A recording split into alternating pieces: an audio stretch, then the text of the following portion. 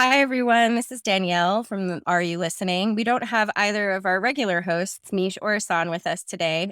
Hopefully, we'll have them back soon. But today's update on bargaining will have Alex Adams and Sarah DeGeorgis. Could you guys introduce yourselves?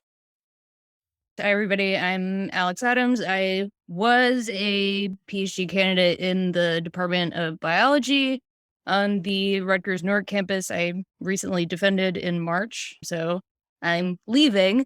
I was the first grad vice president for our union. I'm currently the vice chair of our bargaining team. I'm Sarah DeGeorgis. I'm going into my fifth year in Camden in public policy. I have been on the graduate steering committee for going into my third year, and I am also on the bargaining committee as the grad worker representative. Last week, we had Maria Garth come and give us a quick rundown of where we were with questions about COVID impacted grad extension funding through bargaining sessions and where that went with our last bargaining meeting. So, would you guys give us a quick rundown of where you see the issue and what happened this week? So, just to as quickly as possible recap what the situation is. We had this program that the union helped implement, a huge extension program for grads that were running out of funding, that had not been able to complete their degrees because they had faced major delays in degree progress because of COVID for a variety of reasons. They couldn't travel to field sites. They couldn't get into labs because the university shut down. Any number of reasons because of stuff that happened to them personally. They got COVID. They had increased childcare needs. People in their families, their loved ones got sick, all kinds of stuff. But that program didn't meet the need for everybody. There were some people that weren't eligible for the program at the time. There are some people that did get some amount of funding from the program, but it wasn't enough. There are some people that continue to have delays in progress because there are still surges that keep happening, that are happening right now, right? There's still people that can't travel to places that they need to, that can't get to archives. So we knew that there was still going to be a problem in, December and January and February of this year, right? That there was still going to be some number of grads that were going to run out of funding at the end of this academic year, and that programs were not going to be able to meet their needs and to be able to offer another semester or another year of funding for everybody that was going to need it, that was going to meet the end of their funding packages. So what we proposed in February to Rutgers administration was a really simplified version of this previous program, which was another year of funding for every grad that was running out of their funding at the end of this academic year, the 21-22 academic year, including all of this stuff, the Right. tuition remission, fee remission, the healthcare package, all of that. So prioritizing the people that we knew were going to run out of funding at the end of this academic year. And also noting that we knew there were going to be people who had received funding from the previous program. So noting Still weren't that, finished, right? yeah, Yeah. no, but that we anticipated that was going to be a much smaller percentage, but like those people still needed the funding to get them to the end of their degrees. Yeah. And when we did meet with people from the administration, they acknowledged that they were aware that there were some number of grads that were in this position, but not to worry about it. There was no need for any other centrally funded program because they had talked to the provosts and chancellors, and this was being taken care of on a unit by unit basis like at the local level. Yep. So the implication of this is that like every individual school on like the Camden campus, North campus, New Brunswick campus has an area dean and then chancellor and provost that theoretically has some pocket of money that they can then just like provide that source of funding to programs and departments that would take care of this. The problem is that that doesn't really appear to be true, right? And we were pretty sure of this at the time. And so what we did was we started sending out surveys to grad program directors and to grads to say, are you going to run out of funding this year? And have you spoken to your advisor, your grad program director, to find out whether or not you'll be able to get an additional source of funding, such that you'll have funding through the end of your degree? And, you don't ever reach everybody through a survey. But at that time it was looking like something like 100 people, Yeah. of like, I can't remember the numbers off the top of my head, but like of a minimal number of people that filled out the survey. Right. Um, and Can I yeah, interrupt you for just go a ahead. second to remind our listeners, like, if you get an invitation to a survey, please know we're not just trying to bug you for data for no reason. It's always for something connected to us trying to figure out a way to help people's condition. So if you see one, please take it. Sorry. No, that's okay. So, I mean, and I won't go on much longer, but so this was like very, very early on, March or something like that. So that was a very, very preliminary number from a super uh, preliminary survey that only so many people had filled out. And I was like, okay, there's clearly a need here that is not being met on the local level. So this is a major concern, because that's a number that, like, a need that could very clearly, like, easily be met, but is a serious concern that is a large number of grads who will, if they run out of funding, not be able to complete the degree, because these fellowships or TA lines or GA lines are a primary source of income for people that are trying to get a PhD, because that's all of your time and energy for most people, right? And it has to be if you're writing your dissertation, right? It has to be if you're writing your And for all of us, I'm not sure how it works for every individual department, but on average, we've had some people in the union calculate exactly what the cost is if you're paying out of pocket to continue matriculation as a PhD student to work towards a completed dissertation. And it's between $600 and $7,500 a year, depending on if you're in state, out of state, and some sort of small nominal things. But that is not an insubstantial amount of money to come up with in addition to living expenses if you have to pay to finish your dissertation. Right. So that's where I was looking in the beginning. And now, of course, a lot of time has passed and some more data collection has taken place. And really, the obstacle here was that the university can collect actually much more accurate data from departments and from students if they want to and if they're trying to, such that we can actually figure out who needs more funding, where the need actually is, and how we need it. And the obstacle here is that seemingly they don't want to do that, right? Is that the most important takeaway from our last bargaining session, that they essentially said that they were not going to rethink the way they were collecting their data? I would say that is correct. And thank you for doing that, Danielle, because I think that we can now really flip to exactly where we are in this moment. Sarah, do you want to talk more about?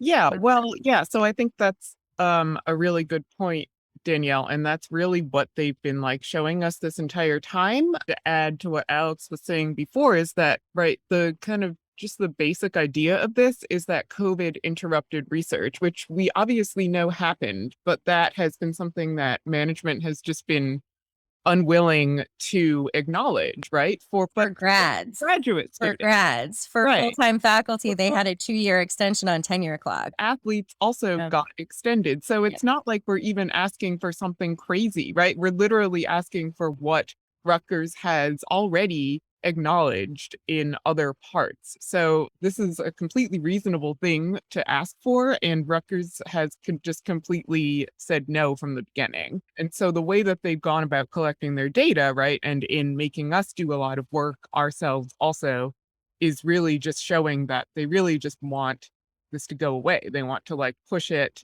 and push it until it goes away. And I think that's also what was really clear from this past bargaining session was we were trying to push them for a timeline, right? The academic year is over and we know that the fall semester is starting very soon. And they were just completely unwilling to commit to any sort of timeline, even though this is someone's livelihood, this is someone's job. You can't just leave them hanging until the semester starts, or even 2 weeks before the semester starts, or even a month, right? I mean, like, how do you plan? How do you pay your bills? How do you register for classes? Mm. Yeah, so like that. And our international students, international grads, this has extra impacts, right? Because they need to be part of a program in order to maintain visas. So the fact that they keep dragging their heels on this has some pretty severe implications. So, can you guys talk a little bit about what we think our next steps are as far as how we're going to be handling next moves in bargaining? What does this mean for us moving forward that they are still refusing to recognize it or set a deadline for themselves? You did a hard question, I know. I'm sorry. I don't mean to put you guys on the spot, but No, that's okay. So just to um sort of fill in a gap here, one piece of data that we did finally get from the university on Monday as a result of a formal information request that I had to put in to get this, is an updated list, or supposedly updated list of non-reappointments that the university sent out. So just for everyone listening, the university sends out what is ultimately an equivalent of pink slips to graduate students. So you don't really formally get fired as a graduate employee at the university. What you get is a notice of non-reappointment. I got one this year. So the way that this works is that, even when you graduate, if you were on a TA or GA appointment, you get a letter that says you have been non-reappointed Right. from your previous appointment. And similarly, if you're moving from a TA or GA appointment onto a fellowship, you get one of these letters. You also get one of these if you're being fired. And it all says the same thing. Which makes it impossible for us to do things like go on unemployment or something like that, because a non-reappointment letter just looks like any other kind of non-reappointment, right? Like there is no Yeah. firing officially as a result. Yeah.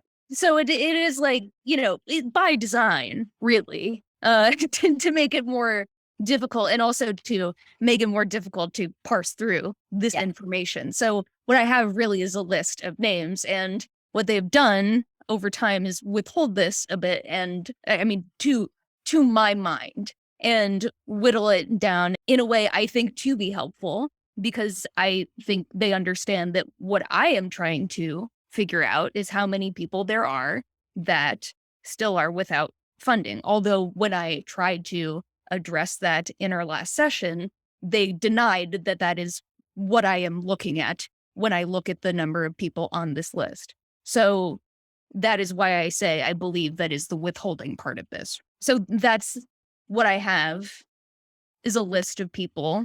And from my own further whittling away at this list to remove people that I know are graduating, it still is about 230 people that would appear to have been fired just in one season. And having done this work before to check in with grads to make sure that Rutgers is not doing mass layoffs from year to year, as I do in my position as its grad vice president, that number is usually close to zero. So 230 is an astoundingly high number. So we do need to do some amount of outreach to try to understand the situation of some of these people. I mean, some of them are confirmed because I have talked to some people already, just within the last couple of days, because I was horrified when I saw this list, because that's a lot of people, and I hope it's not true. I hope that is an inflated number. I hope that is the case, and that it will continue to be updated, and that more information will come in from Central, and that number ends up being really small, and that there is a need that can be met. That is my hope, because right now it's big. But that's part of it, is we need to be able to understand what the need is here, because the university has not seemingly tried to do that in any Yeah. sufficient way. So that's one piece. One of the things that, we'll be asking of our listeners or viewers, in case you're watching this on YouTube, we'll have a link where you're listening or watching this to be able to respond to a call for testimonials. If this is an experience that you're having and you want to share your story with us, we'd love that. You'll be able to record a message. And if you decide you'd like to have that shared in audio files, you can be on our next update. If not, you can just leave us a message and it'll be turned into text. Let us know what you're comfortable with. But also, there will be links to be able to reach out to the union. So if you are one of the people on our list, someone may be contacting you just to double check and see how it is that you're being funded or not being, why you might not be funded. But if you are not contacted, if you're being cut off of funding, please let us know, because we're trying to find out more about what the university might not be finding on purpose or accidentally.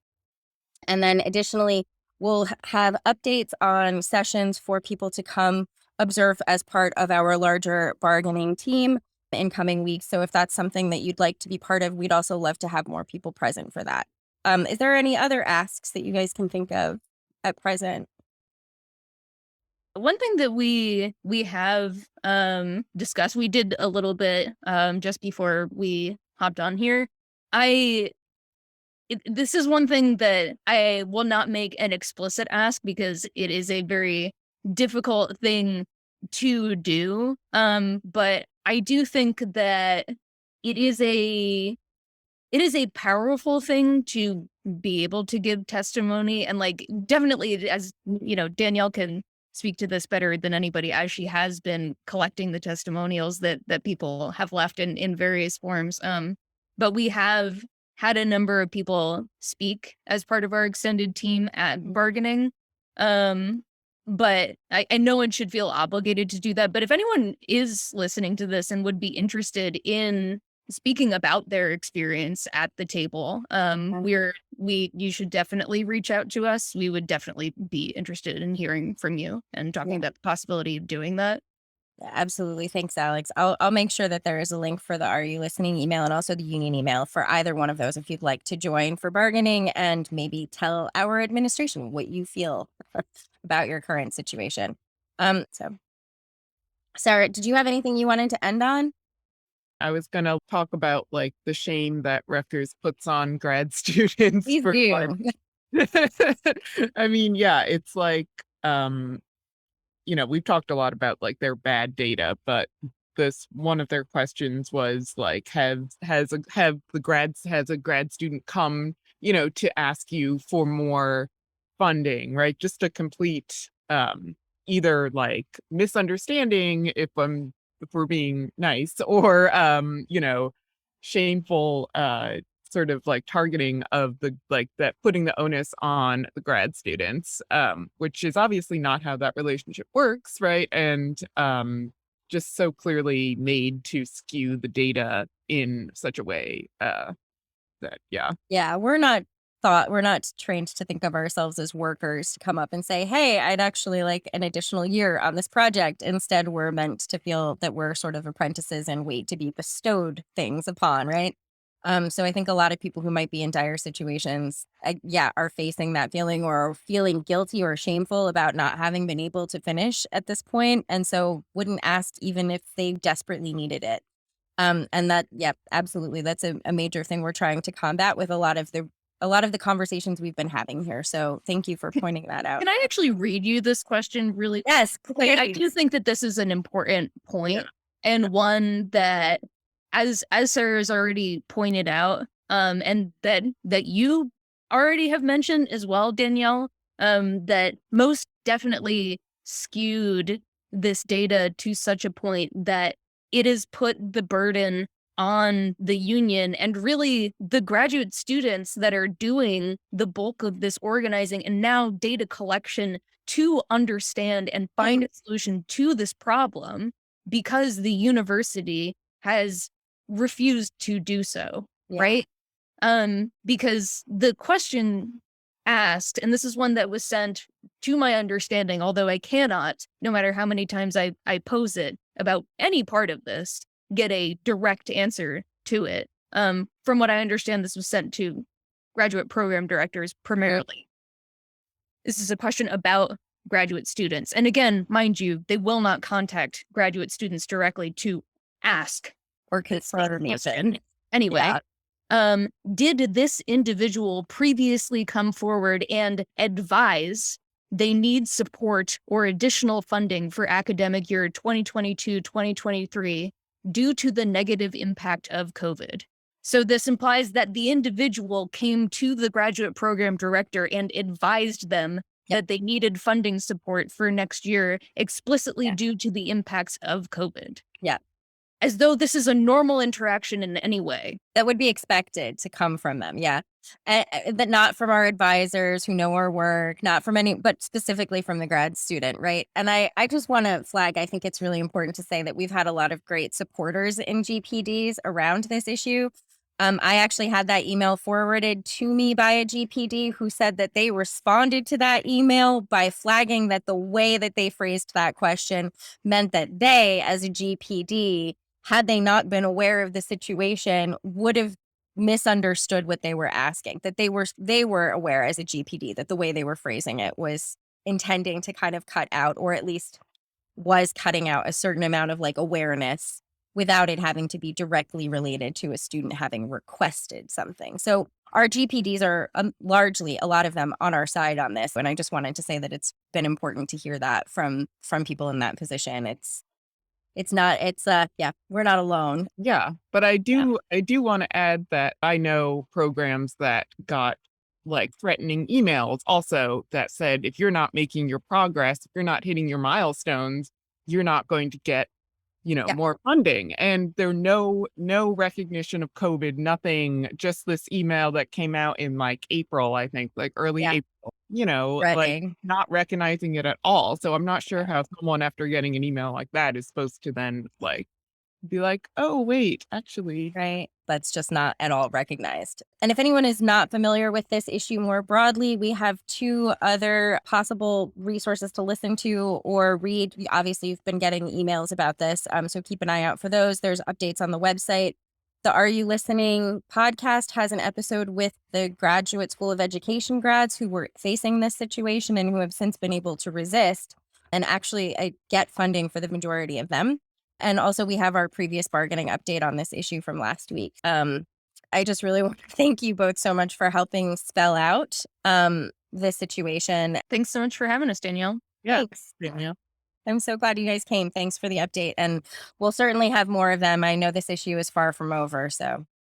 Yeah, it seems like we should probably just plan to do this every semi-regularly. Next week we'll be talking to PTLs about fractional appointment, but I think we'll have regular updates on COVID extension funding for grads as well. And I hope people participate further, because one of the things we talk about here all the time is that the only way that we're going to actually move forward is by making sure that bargaining spaces are representative of what members they're willing to put out in public and talk about themselves. So please come, please talk to us, share your testimonials, either through social media, through this space, or please come to bargaining if you're willing to do that there too, because we're all in this together and it's the only way we're going to get out of it. So please keep coming back.